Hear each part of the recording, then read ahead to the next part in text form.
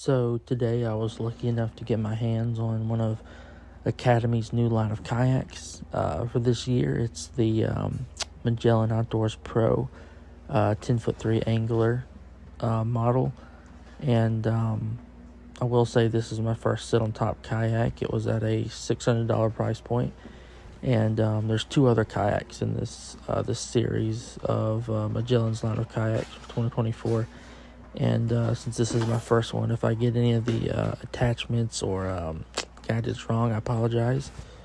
You'll notice on my phone that there are two other models in this series of kayaks from Magellan. One at a $1,200 price point. It has a pedal drive system, and one at a $500 price point. Both solid kayaks, but I went with the middle series. Here we have the rod holder mount, which goes up towards the front of the kayak. That comes with the kayak.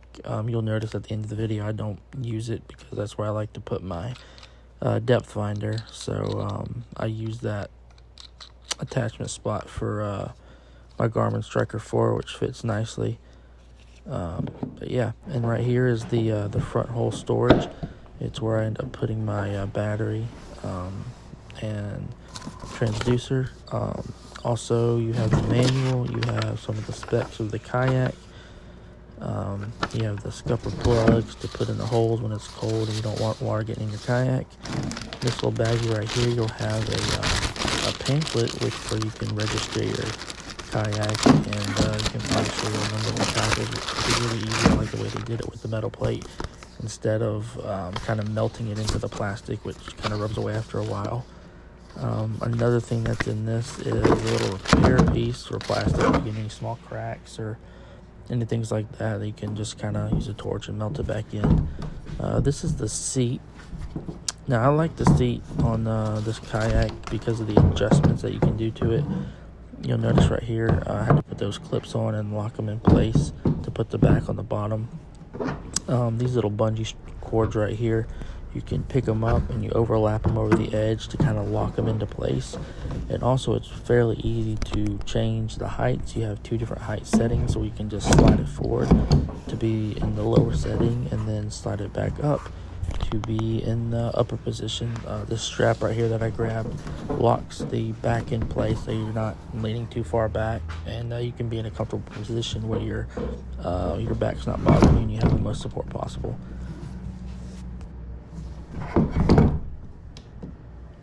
Next, you'll see the drain plug. It's just a threaded drain plug, pretty basic. You can get replacements for if they ever mess up. Next, we come up here. You have a spot for tackle boxes.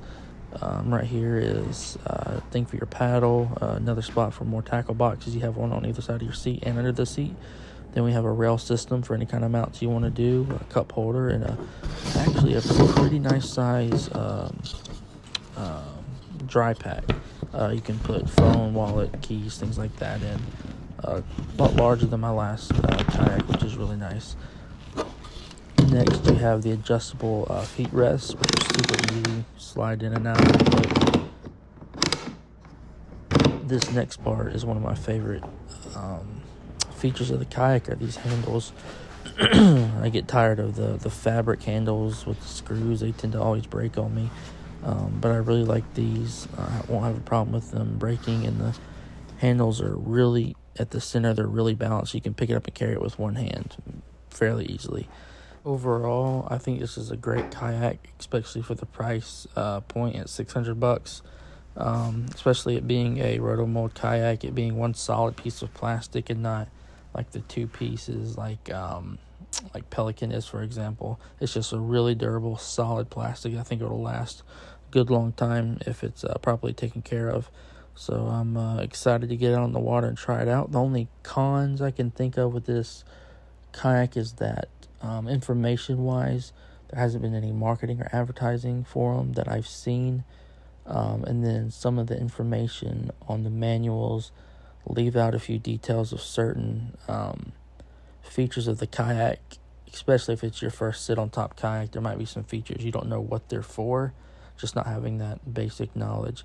So it'd be nice to see some more in-depth pamphlets or manuals that tell you what each individual thing does and what it's used for. but I'm excited to get it out on the water and try it and report back to you guys with some more information.